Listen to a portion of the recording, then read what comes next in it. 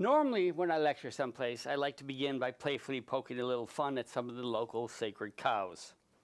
So, for example, at Oxford, I might joke a bit about the Queen, at Toronto, the Royal Canadian Mounties, and at Yale, the obvious failing of their educational system. As evidenced by the fact that for more than 20 straight years, the President of the United States had had a Yale education, and yet throughout that period, we clearly remained one of the most fucked up countries in the world. That's a technical term for all those people viewing on the... But I've decided to forego doing that here for the simple reason that it's hard to identify anything about Sweden that's really worth seriously lampooning. Of course, I could make light of the Swedish love affair with herring, but that isn't really all that funny, not in comparison, for example, with the Scottish love affair with haggis. I suppose I could make light of the fact that the only Nobel Prize that anyone actually remembers or cares about is given in Oslo, rather than Stockholm. But you are the home of the Ralph Schlock Prize in Philosophy, and you had the great sense to award that to Derek Parfit this year, so I think I should let that matter pass as well. Back in the 60s, you were every American teenage boy's idea of Shangri-La, when a popular press magazine ran an article titled, "Sweden, the Contraceptive Society." But now that the rest of the world has caught up in that regard, there isn't much worth teasing about in that domain either. So with some regret, I leave your fair country unscathed and turn to the main topic of today's seminar. When Gustav first invited me to speak to this group, he knew that the audience might include people from a variety of disciplines, and gently suggested that I might want to present some of my work discussing the enormous complexity of equality. After some deliberation, I decided to only partly follow Gustav's advice. My talk today is on the general topic of equality, but not on the particular issues of complexity that I addressed in my book, Inequality, with which many of the philosophers here will already be familiar. Instead, I want to present a talk that brings together a number of different claims and arguments that I've been making about equality for many years now, and that hopefully clarifies, develops, and defends some of the views that were only implicitly broached or assumed in my book. My goal today is a very modest one.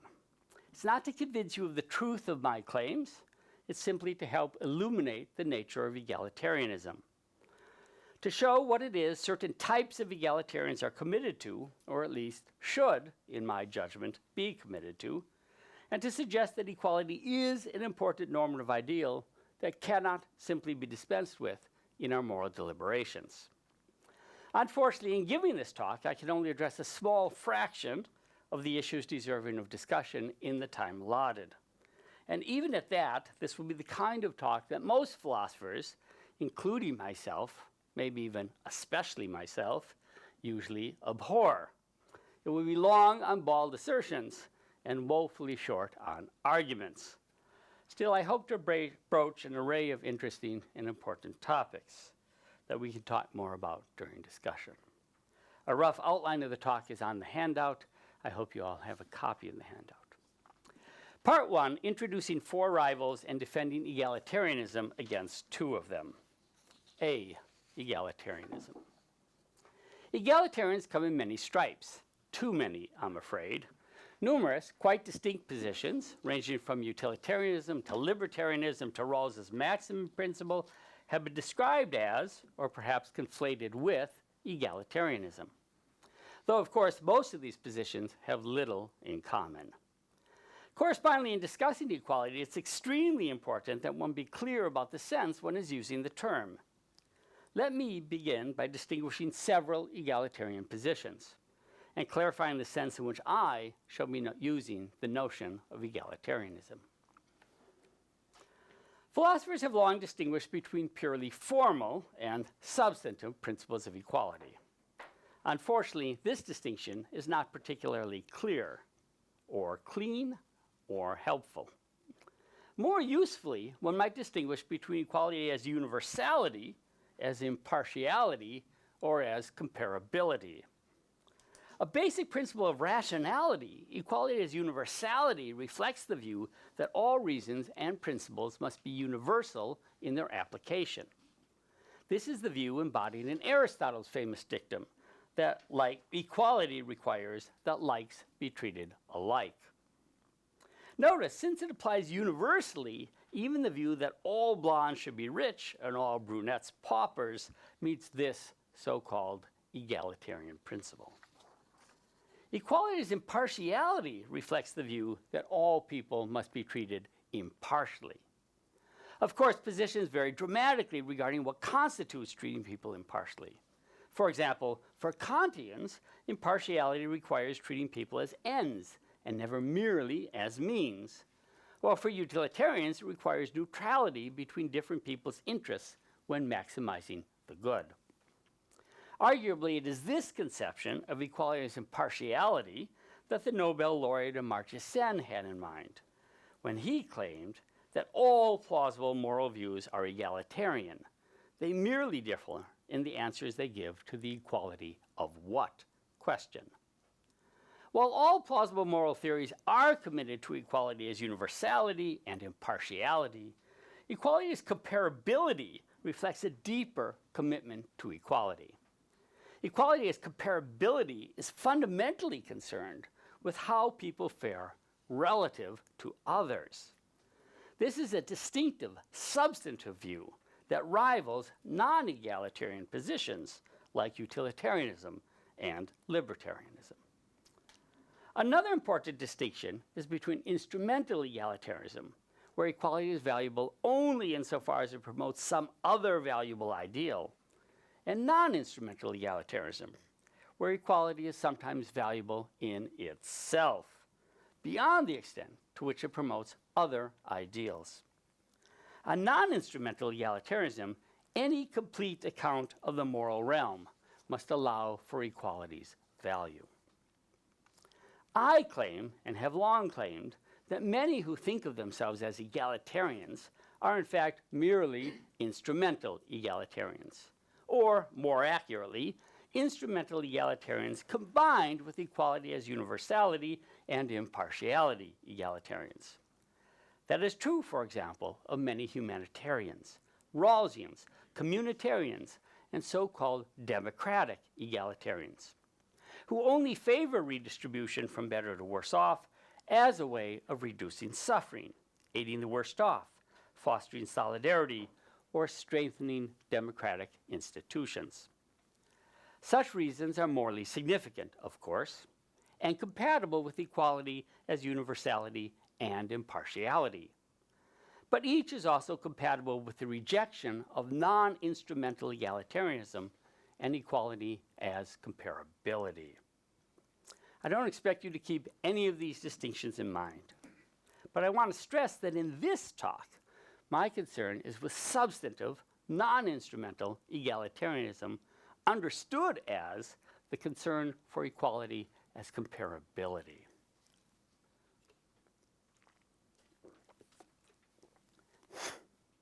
Equality and fairness. If I give one piece of candy to Andrea and two to Rebecca, Andrea will immediately assert, "Unfair!" This natural reaction suggests an intimate connection between equality and fairness. Arguably, concern about equality is that portion of our concern about comparative fairness that focuses on how people fare relative to others. Specifically, concern about equality reflects the view that inequality is bad when and because it is unfair, where the unfairness consists in one person being worse off than another, no more deserving. Thus, I claim that people who are egalitarians in my sense are not motivated by envy, as people like Nozick famously claim, but by a sense of fairness.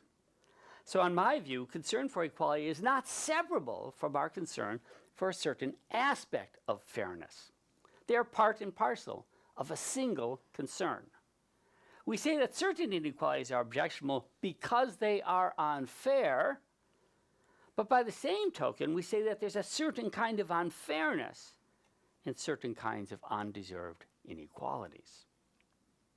Many contemporary egalitarians, including Jerry Cohen, Ronald Dworkin, Dick Arneson, and myself, have been identified as so-called luck egalitarians.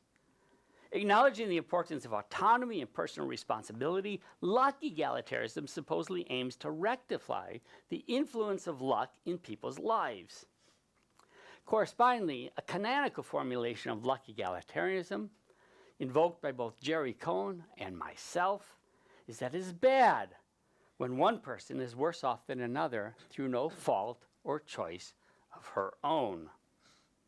So luck egalitarians object when equally deserving people are unequally well off, but not when one person is worse off than another due to her own responsible choices, say to pursue a life of leisure or crime.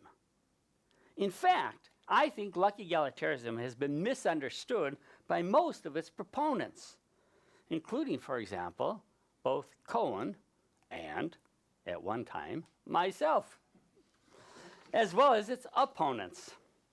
The egalitarian's fundamental concern isn't with luck per se, or even with whether or not someone is worse off than another through no fault or choice of her own. It is, I claim, with comparative fairness. But people have been confused about this because, as it happens in most paradigmatic cases where inequality involves comparative unfairness, it also involves luck, or someone being worse off than another through no fault or choice of her own. Thus, on close examination, the intimate connection between equality and fairness illuminates the ultimate role that luck plays in the egalitarian's thinking, as well as the relevance and limitations of the well-known through no fault or choice of their own clause. Among equally deserving people, it is bad because unfair for some to be worse off than others through no fault or choice of their own. But among unequally deserving people, it isn't bad because not unfair for someone less deserving to be worse off than someone more deserving, even if the former is worse off through no fault or choice of his own. For example, egalitarians needn't object if criminal John is worse off than law-abiding Mary, even if John craftily avoided capture, and so is only worse off because, through no fault or choice of his own, a falling tree limb injured him. Additionally, in some cases, inequality is bad because unfair, even though the worse off are responsible for their plight, as when the worse off are so because they chose to do their duty, or perhaps acted superrogatorily in adverse circumstances not of their making. So, for example, if I'm unlucky enough to walk by a drowning child and I injure myself saving her, the egalitarian might think it unfair that I end up worse off than others, even though I am so as a result of my own responsible, free choice to do my duty to help someone in need.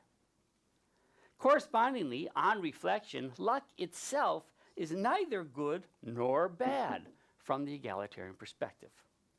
Egalitarians object to luck that leaves equally deserving people unequally well off.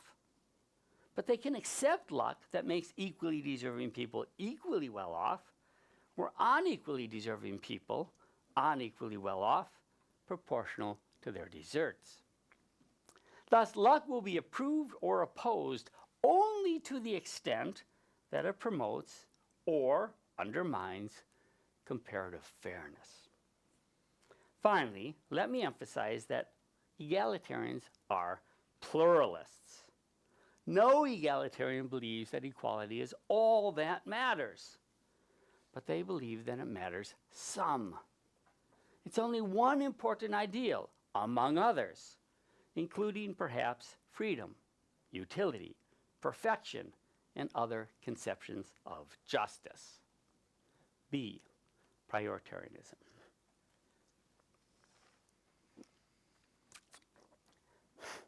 For many years, non-egalitarians have argued that we should reject substantive, non-instrumental egalitarianism. Instead, some believe we should be prioritarians. And in fact, I believe that many who think of themselves as egalitarians actually are prioritarians. Roughly, prioritarians want everyone to fare as well as possible. But the worse off someone is, in absolute terms, the greater weight they give to her claims in their moral deliberations. This view tends to favor redistribution between the better and worse off, but the key point to note is that while on this view one has a special concern for the worse off, one's ultimate goal is for each to fare as well as possible. Prioritarianism may seem to capture some of the strengths of utilitarianism and maximin, while avoiding their shortcomings. Like utilitarianism, it gives weight to the concerns of all, and hence is able to avoid maximin's exclusive and implausible focus on the very worst off. But like maximin, prioritarianism expresses a special concern for those worse off, and hence is able to avoid utilitarianism's exclusive and implausible focus on maximization. Still, on mere maximization, perhaps I should say. Still, prioritarianism has mainly been offered as an alternative to substantive non-instrumental egalitarianism. In particular, many think that prioritarianism is the closest thing to a plausible egalitarian position. The gist of this view is not that prioritarianism is a plausible version of non-instrumental egalitarianism, but rather that non-instrumental egalitarianism is implausible. Hence, if one generally favors transfers from better to worse off, as many do, one should, on this way of thinking, be a prioritarian instead of a non-instrumental egalitarian. Many are attracted to prioritarianism by the raising up and leveling down objections. I shall respond to the leveling down objection in part 2 and present some examples intended to further illuminate the differences between egalitarianism and prioritarianism. But first, let me consider two rival positions that some are attracted to. C, the subsistence level. Some believe that the subsistence level has a special role to play in our understanding of inequality's importance or lack thereof. They imagine conditions of scarcity where there are insufficient resources to support everyone. They then note that if the resources are distributed equally so that everyone is at the same welfare level or has equal access to advantages, everyone will be below the subsistence level and hence everyone will die. If, on the other hand, resources are distributed unequally, at least some, though not all, will live. Consideration of such examples, surprisingly, to me, has led some people to conclude that inequality doesn't matter, since the unequal outcome in which some people live is clearly preferable to the equal outcome in which everyone dies. Others have used such examples to support the conclusion that inequality matters less in poor societies than rich ones, as only rich ones can afford the luxury of equality. And similar claims might be made regarding prioritarianism. Such arguments are popular. This is unfortunate.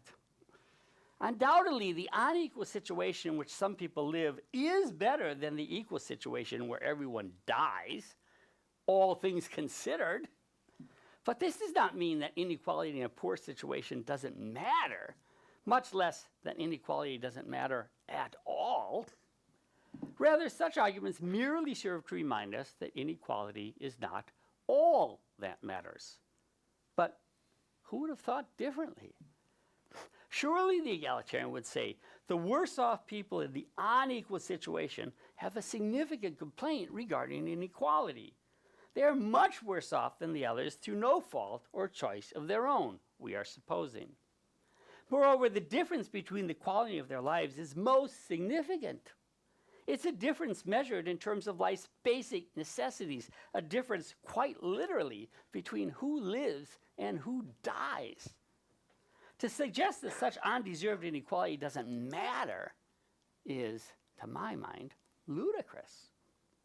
And to respond to such situations as non-egalitarians are wont to that, quote, nobody said that life was fair, end quote, is to admit, even in one's cynicism, the perspective of the comparative egalitarian.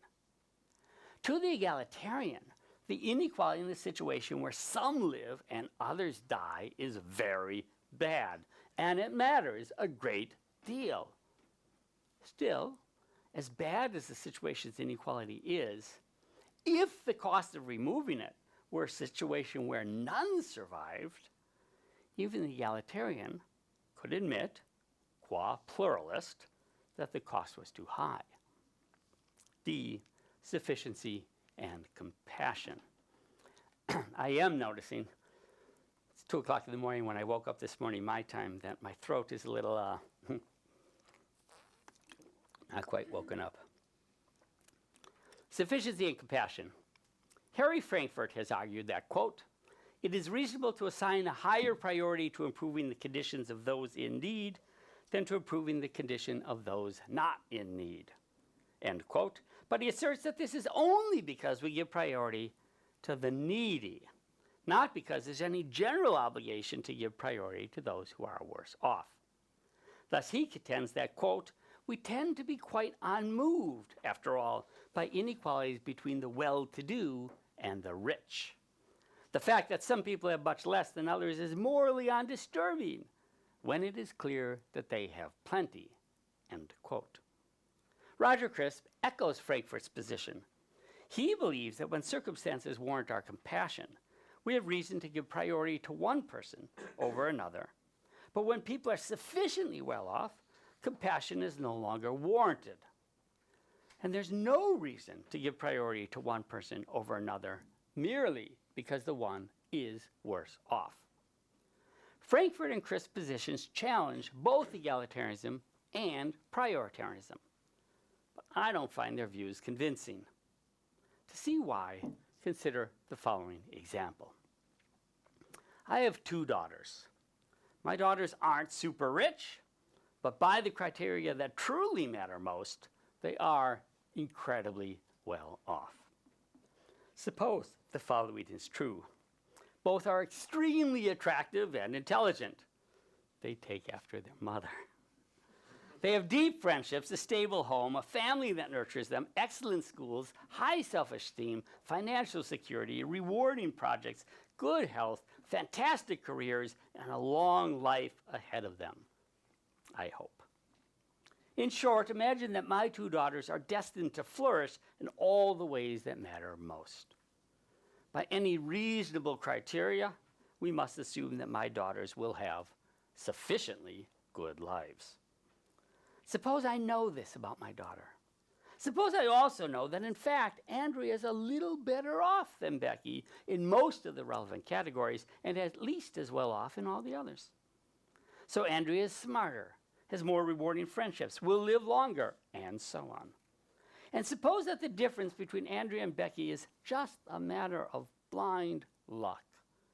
Neither Andrea nor Becky has done anything to deserve their great good fortunes. Finally, to make the example simple and clean, imagine that Andrea's incredibly good fortune even extends to the most trivial of matters.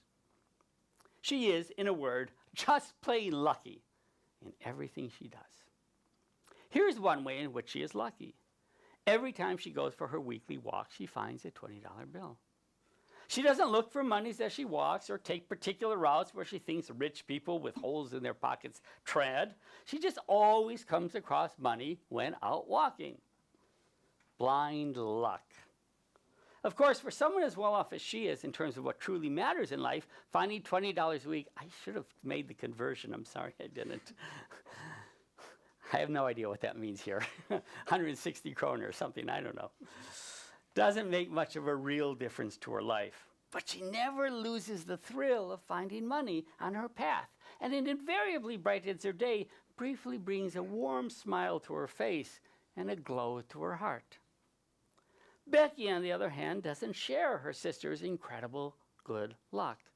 She walks even more regularly than Andrea, and she takes similar paths at similar times. But for some reason, she never finds any money. Of course, in a life as rich and fulfilling as hers, this hardly matters.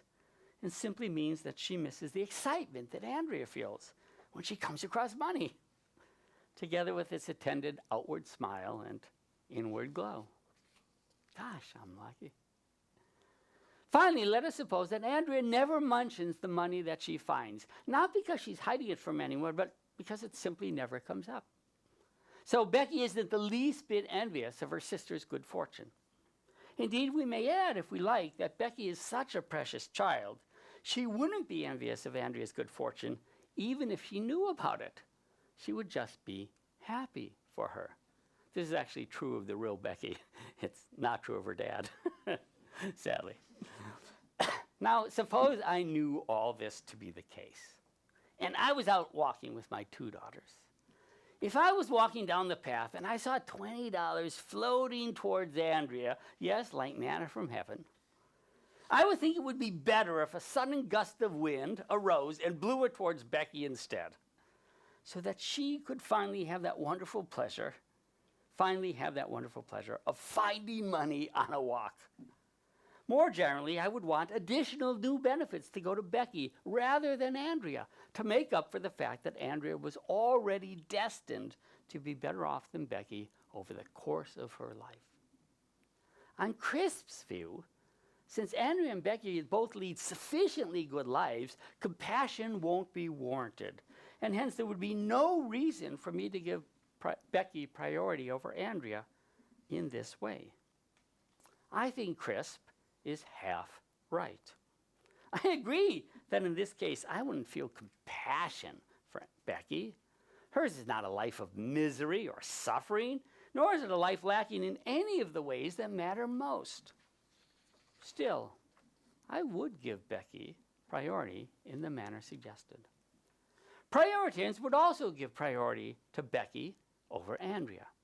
And they might appeal to this example to support the view that giving priority to the worse off doesn't depend on compassion and doesn't lose all its force once people are sufficiently well off. However, one might think prioritarians still have to explain why we feel Becky should get priority over Andrea in such a case. Of course, they might simply insist that this is because she is worse off. But this would simply assert what Crisp is challenging them to defend, namely that prioritarianism is a legitimate moral principle. Egalitarians, on the other hand, have an answer to Crisp's challenge. It's pure luck that Andrea continually finds money and Becky doesn't. Pure luck that Andrea is better off in many ways that matter. Hence, Becky is not merely worse off than Andrea, she is worse off through no fault or choice of her own. Egalitarians believe that this crucial fact about the relation between Becky and Andrea provides them with reason to give Becky priority over Andrea. Not the reason provided by compassion, but the reason of equality or comparative fairness. Note, as above, if someone were to claim on Becky's behalf that it wasn't fair that she never found money, while her sister always did, it would be no answer to that charge for someone to retort that, quote, life isn't fair, end quote.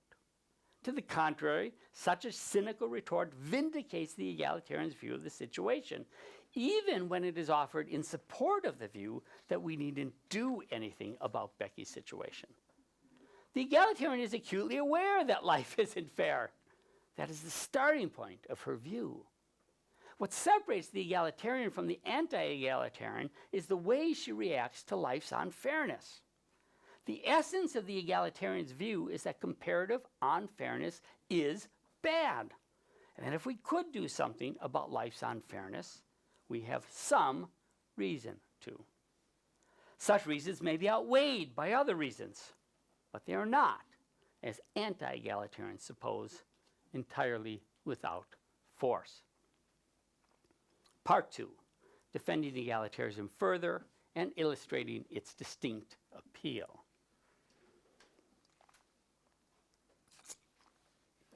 A. Excuse me. The wide person affecting principle and the leveling down and raising up objections. As indicated above, many people are led to prioritarianism because they think it's the closest defensible position to egalitarianism, and they're led to reject egalitarianism by the leveling down and raising up objections. Roughly, the leveling down objection claims that there's no respect in which a situation is normally improved merely by leveling down a better off person to the level of someone worse off. And likewise, the raising up objection claims that there's no respect in which a situation is normatively worsened merely by improving some people's lives, even if those people are already better off than everyone else. But it is claimed, since leveling down may undeniably decrease inequality and raising up may undeniably increase inequality, this shows that there's nothing valuable about equality itself, and hence that substantive, non-instrumental egalitarianism must be rejected. Elsewhere, I have argued that the leveling down and raising up objections have great intuitive appeal, but that they derive much of their force from a position I called the slogan, according to which one situation cannot be worse or better than another in any respect if there is no one for whom it is worse or better in any respect. I have shown that the slogan must be rejected and contended that this deprives the leveling down objection of much of its rhetorical force. Many people accept my claims about the slogan, but they still find the raising up and leveling down objections compelling against non-instrumental egalitarianism.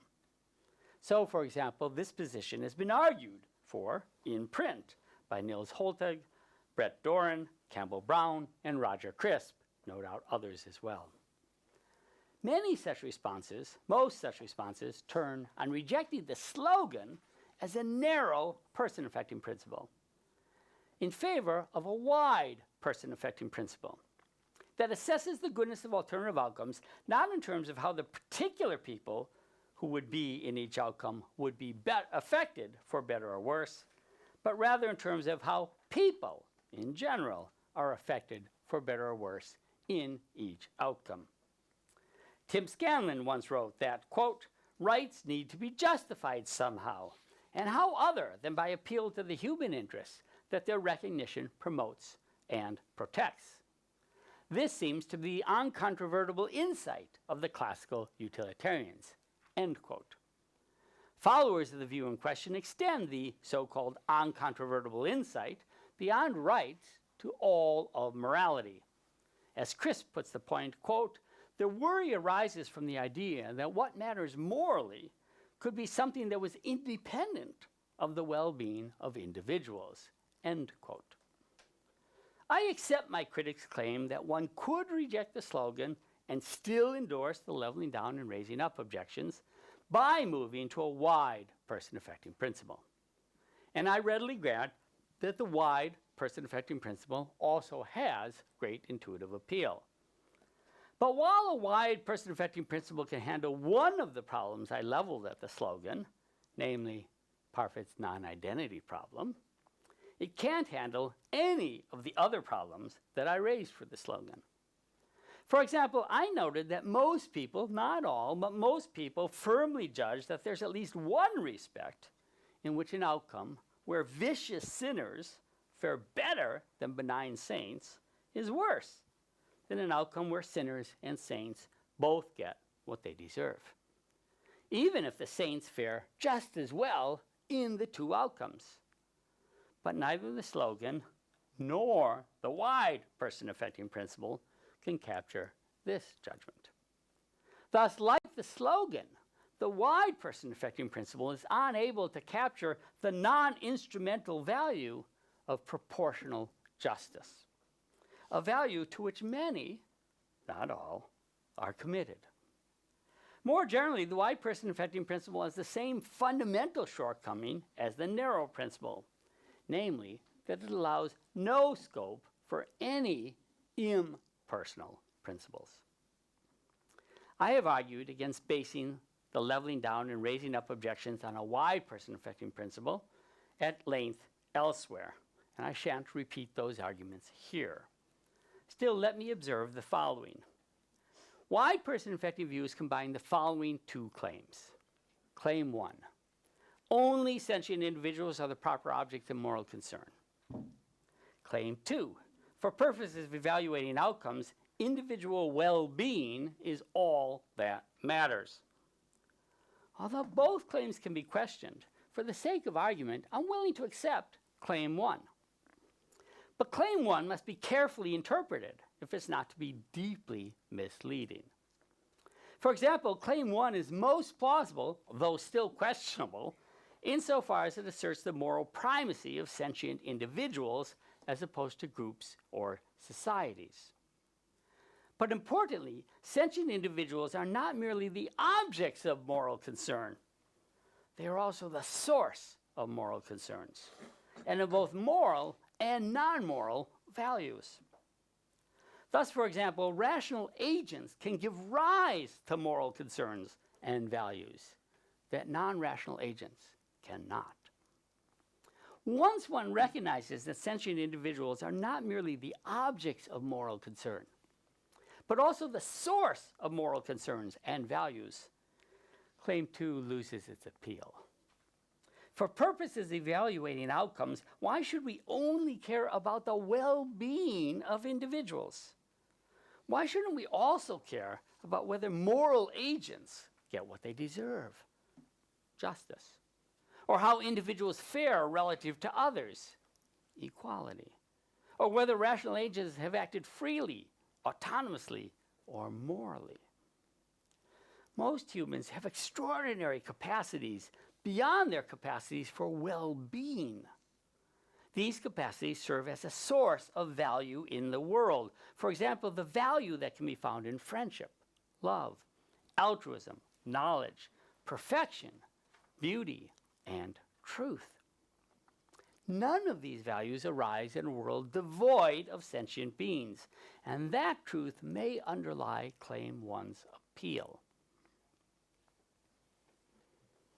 But importantly, such values do arise when rational or moral agents stand in certain relations to each other or the world. Moreover, I submit that the value of such relations is not best understood instrumentally, and in particular that does not lie solely in the extent to which such relations promote individual well-being. Individual well-being is valuable, but it's a grotesque distortion of the conception of value to think it's the only thing that matters for the goodness of outcomes. If one situation couldn't be worse than another in any respect, if it wasn't worse for people, then the raising up and leveling down objections would be compelling against egalitarianism. But if one situation could be worse than another in one respect, even if it wasn't worse for people, then the raising up and leveling down objections do little more than point out an obvious implication of non-instrumental egalitarianism. The non-instrumental egalitarian claims there's one respect in which an equal situation is better than an unequal one, even when it's not better for people. Proponents of the raising up and leveling down objections insistently deny this. But however heartfelt, an insistent denial hardly constitutes an argument, much less a crushing one. Isn't it unfair for some to be worse off than others through no fault or choice of their own? Isn't it unfair for some to be born blind while others are not? And isn't unfairness bad? These questions, posed rhetorically, express the fundamental claims of non-instrumental egalitarianism. Once one rejects person-affecting principles as capturing the whole of morality relevant to assessing outcomes, as I believe one should, there's little reason to forsake such claims in the face of the raising up or leveling down objections. But the anti-egalitarian will incredulously ask, do I really think there's some respect in which a world where only some are blind is worse than one where all are? Yes. Does this mean I think it would be better if we blinded everyone? No. Equality is not all that matters. But it matters some. The case of death.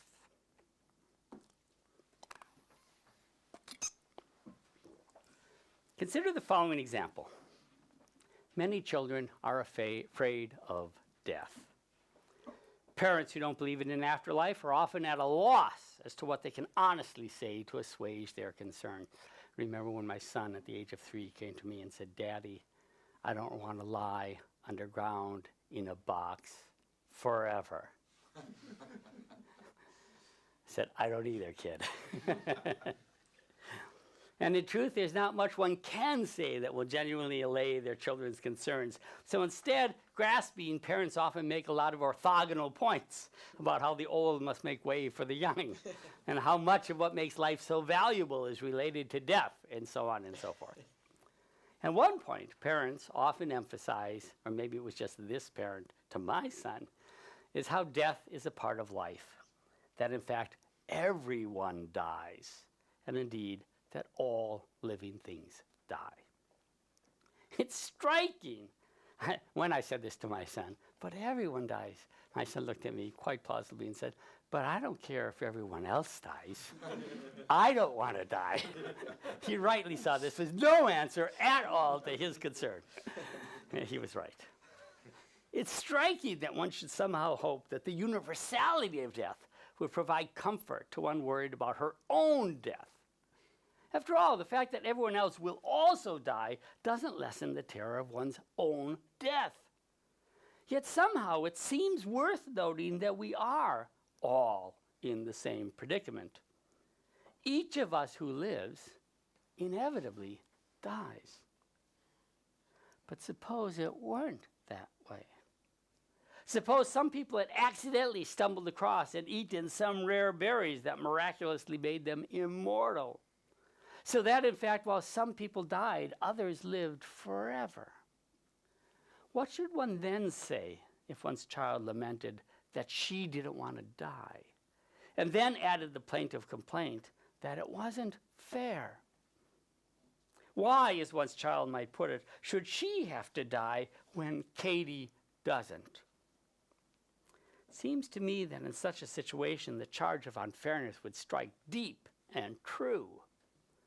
The situation would be unfair, terribly unfair, and this would be so even if the immortality berries weren't actually worse for those who remain mortal, but merely better for those on whom they bestowed immortal life. Does this mean I think it would actually be worse, all things considered, if there were limited supply of such berries? Not necessarily, but on the other hand, I'm glad I don't actually have to make such a decision. For as great as the gains of immortality might be for the fortunate few, the resulting unfairness would be, to my mind, of cosmic proportions. It would be, to my mind, terribly unfair, and to that extent bad. So I contend that here, as before, something can be bad in an important respect, even if it's not bad for people. Advocates of the raising up and leveling down objections are among the many anti-egalitarians mesmerized by pure equality's terrible implications. But of course, equality is not the only ideal that would, if exclusively pursued, have implausible or even terrible implications. The same is true of justice, utility, freedom, and probably every other ideal. Recall Kant's view that justice be done though the heavens should fall. Do we really think with Kant that it would be wrong to falsely imprison an innocent man for even 5 minutes, if that were necessary to save 1 million innocent lives? Or consider the principle of utility, which would require us to torture an innocent person mercilessly if only enough people had their lives improved by the tiniest amounts because of our action. Or finally, consider the implications of unfettered freedom, to act as one wants without government interference, as long as one doesn't interfere with the rights or liberties of others. Such a principle might allow complete neglect of the least fortunate, even regarding the basic necessities, such as food, clothing, shelter, and health care. Such considerations surely do not show that justice, utility, and freedom should be rejected as moral ideals, only that morality is complex. The main lesson of the raising up and leveling down objections is that we must be pluralists about morality. Egalitarians have long recognized and accepted this lesson. Unfortunately, the same cannot be said for their opponents. Equality or priority one more time. Egalitarians and prioritarians will often agree on the same course of action. This is especially so given that egalitarians are pluralists. But it's important to emphasize that equality and priority do express separate concerns and represent distinct positions. To see this, consider the following example: the case of the mineral-rich asteroid. Like some of my other examples, this example is far-fetched, but it clearly illuminates what's at stake between egalitarianism and prioritarianism. Imagine that you're in a spaceship heading towards a distant galaxy. You learn that there's a mineral-rich asteroid that will soon arrive where you currently are. If you delay your travels, you can use your phasers to safely divert it to a planet below. Doing so will benefit the planet because it will then be able to use the asteroid's rich minerals. If you don't linger, the asteroid will carry its minerals into deep space where they will be of use to no one. Here most agree that I have some reason to linger and divert the asteroid, though the force of that reason will depend, among other things, on how much I'd be giving up by doing so and how much the planet would actually benefit from my doing so. For example, if waiting for the asteroid would cost my child her life, then it might well be the case that I might permissibly fly on. On the other hand, if diverting the asteroid merely meant missing the opening act of an intergalactic opera, and the planet would use the minerals to save thousands, it would be surely heinous to fly on. Next, consider two scenarios. On the first, it turns out that the planet below is loaded with valuable resources, and in addition has already received many mineral-rich asteroids. It is, in fact, smack in the middle of a mineral-rich asteroid path. Moreover, no other planets have benefited from such good fortune. To the contrary, the people on other planets have only been able to eke out a decent living by dint of incredibly hard work. Thus, on the first scenario, it turns out that the people on the planet below are, though no more deserving, much better off than everyone else in the universe. On the second scenario, the people below are, in absolute terms, as well off as they were in the first scenario. But their planet has few natural resources, and they have had to work incredibly hard to achieve their current level of well-being. Moreover, they have been terribly unlucky. While they're in the middle of a mineral-rich asteroid path, they have yet to have a single mineral-rich asteroid land on their planet. There have been near misses, indeed lots of near misses, but nothing more. Moreover, every other populated planet is loaded with natural resources, and each has benefited from the arrival of countless mineral-rich asteroids. Thus, on the second scenario, it turns out that the people on the planet below are, though no less deserving, much worse off than everyone else in the universe. Now, the simple question is this: does it make any difference at all to the strength of one's reasons to divert the asteroid whether scenario 1 or scenario 2 obtains? On a prioritarian view, the answer to this question is no. All that matters on a prioritarian view is the absolute level of the people I might aid. Since, by hypothesis, the people are at the same absolute level in scenarios 1 and 2, the sacrifice I should be willing to make to aid the people should be the same in both cases. On an egalitarian view, matters are different. What matters is not merely the absolute level people are at, but comparative fairness. In scenario 1, the people below are already better off than everyone else in the universe due to pure good luck. In scenario 2, the people below are already worse off than everyone else due to pure bad luck. In the second case, the people are the victims of natural misfortune, natural unfairness. In the first, they are the beneficiaries of it. To my mind, however much I should sacrifice for the people below in the first scenario, I should sacrifice more, if necessary, in the second, where the situation exerts a greater claim on me. The greater force of reasons in the second scenario has an egalitarian explanation. It is the difference in comparative unfairness that accounts for my reactions to the two scenarios. This kind of example is not an argument for egalitarianism, but it clearly illuminates the difference between egalitarianism and prioritarianism. And I'm pleased to report that many share my judgment that the reasons for helping are more compelling in the second scenario than the first.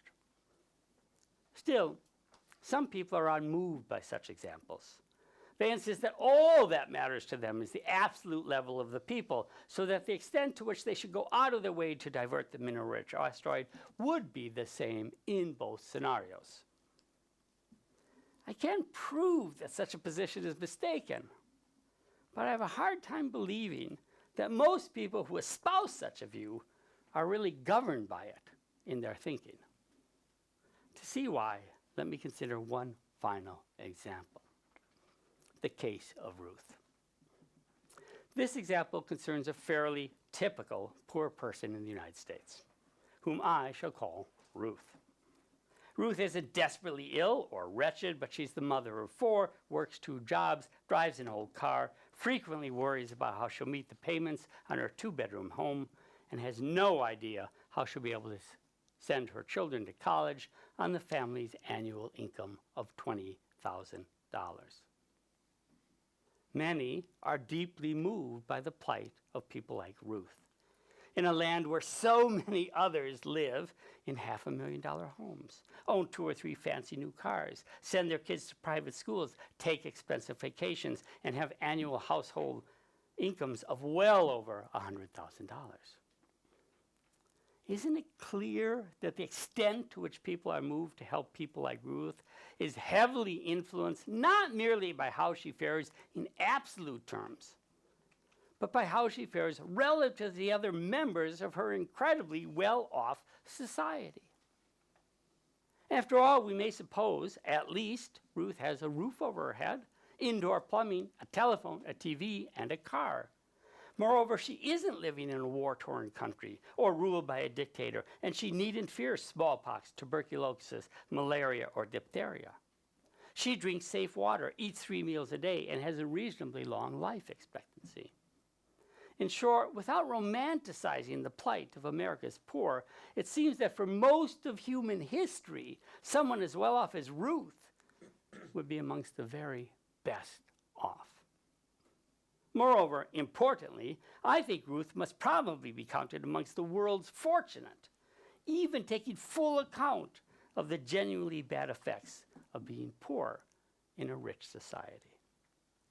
To put the point bluntly, as bad as it may typically be to be relatively poor in a rich society, it's much worse to watch one's child dying of starvation or disease.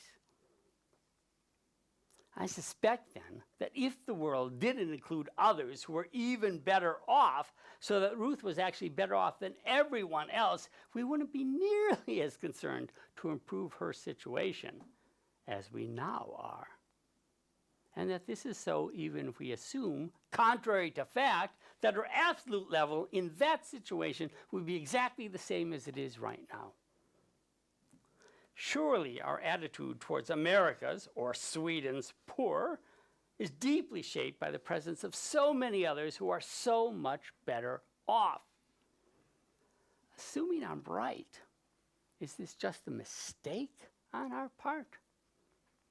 Prioritarians must contend that it is. I respectfully disagree. While there are powerful reasons to care greatly about absolute levels, relative levels also matter. It seems unfair and hence bad for someone like Ruth to be much worse off than others through no fault or choice of her own. This view is captured by egalitarianism, but not by prioritarianism. I submit then that however much we may care about other ideals, including perhaps prioritarianism, we should also care about equality as comparative fairness. I've certainly not proven that we should, but I believe that the illumination and considerations I have provided support such a view. Let me end there. I look forward to your questions.